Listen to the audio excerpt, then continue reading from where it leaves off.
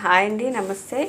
ఈరోజు నువ్వులు ఖర్జూరంతో లడ్డు ఎలా రెడీ చేయాలో చూపిస్తానండి. ఇది నేను ఒక యూట్యూబ్లోనే చూశానండి. ఈ కప్పుతో నువ్వులు తీసుకున్నాను. ఇప్పుడు దీన్ని దోరగా వేయించుకుందాం. నువ్వుల్ని దోరగా సిమ్లో పెట్టుకొని వేయించుకుందామండి. చూడండి, నువ్వుల్ని ఇలాగా కలుపుతూ వేపుకోవాలండి.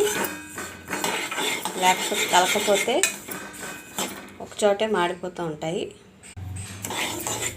ఇలా దోరగా వేపుకున్న నువ్వుల్ని ఒక ప్లేట్లో తీసుకుని బాగా చల్లారి పెట్టుకుందాం. ఇప్పుడు మనం ఏ కప్తో అయితే నువ్వులు తీసుకున్నామో అదే కప్తో ఖర్జూరం తీసుకొని పిక్కలు లేకుండా తీసుకోవాలండి. ఇప్పుడు అదే పాన్లో నెయ్యి వేసుకొని వేడి చేసుకోవాలి. వేడి చేసుకున్న తర్వాత మనం పిక్కలు తీసి పెట్టుకున్న ఖర్జూరాన్ని వేసుకొని బాగా వేపుకోవాలి.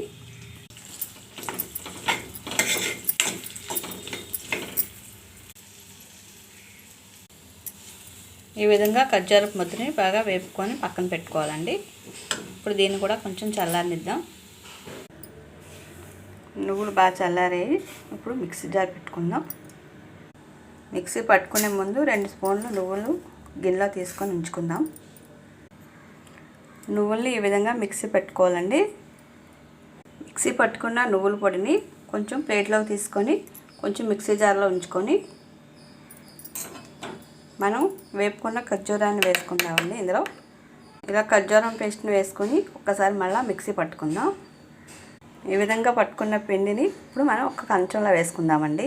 మిగిలిన నువ్వుల పొడిని కూడా ఇందులో వేసుకుందాం. వేసుకున్న నువ్వుల పొడిని బాగా ఖర్జూరం మిక్సీలో బాగా కలిపేలాగా కలుపుకోవాలండి. బెల్లం ప్లేస్లో ఖర్జూరం వేసానండి. ఇంకా స్వీట్ తక్కువైతే కొంచెం బెల్లం కూడా వేసుకోవచ్చు.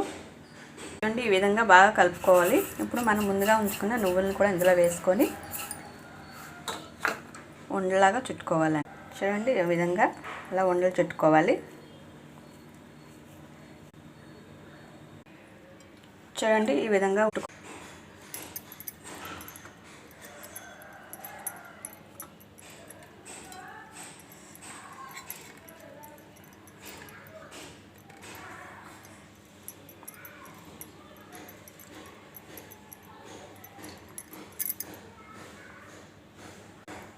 చూడండి, పెద్దవాళ్ళకైతే ఇలాగా, చిన్నపిల్లలకైతే ఈ సైజు చుట్టుకొని ఒక బాక్స్లో పెట్టుకుంటే చాలా హెల్దీ అండి. నువ్వుల్లో కాల్షియం ఎక్కువగా ఉంటుంది కాబట్టి కాళ్ళ నొప్పులు, ఒళ్ళు నొప్పులు, మోకాళ్ళ నొప్పులు ఉన్న వాళ్ళకి ఇది బాగా పనిచేస్తుందండి. నచ్చితే కనుక లైక్ చేయండి. మీరు కూడా ఒకసారి ట్రై చేసి చూడండి.